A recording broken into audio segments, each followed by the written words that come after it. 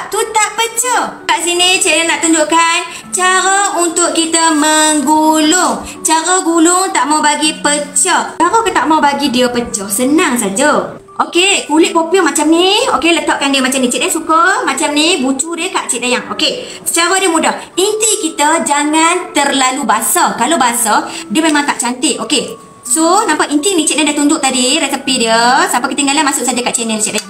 Okey, ambil satu camca macam ni. Okey, nampak? Kalau kita nak buat jual kapang pun ambil lah banyak sikit bubur. Okey, letakkan cheese. Okey, nampak? Okey, tarik macam ni. Pusingkan dia. Bila kita dah tarik inti seketul kat ni kan, jangan hampa picikkan dia sikit ke hujung, ke kiri, ke kanan, ke kiri, ke kanan. Jangan gatai-gatai tangan lipat. Jangan gatai-gatai tangan lipat. Buka balik. Gunungkan dia lagi sekali.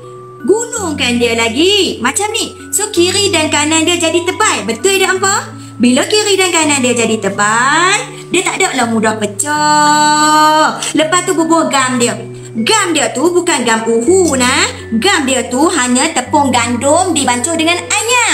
Nampak ke tidak ketebalan dia tu? Sebab tu tak pecah. Nampak? Kiri dan kanan dia tebal. Dapat tak tips ni? Gam dia ni tepung gandum bancuh dengan air masuk saja. Okey, ini kulit popiah yang Cik Dayang pakai Spring Home. Okey, Cik Dayang suka pakai yang colour biru ni. Saiz ada 50 pieces, 7.5 x 7.5 inci. Okey, yang ni Cik Dayang dah buat satu layer. Okey, satu layer.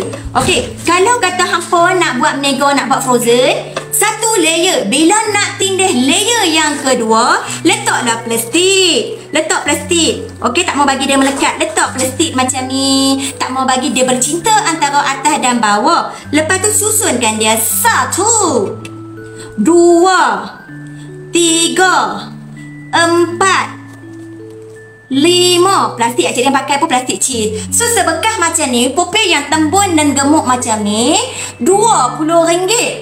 RM20.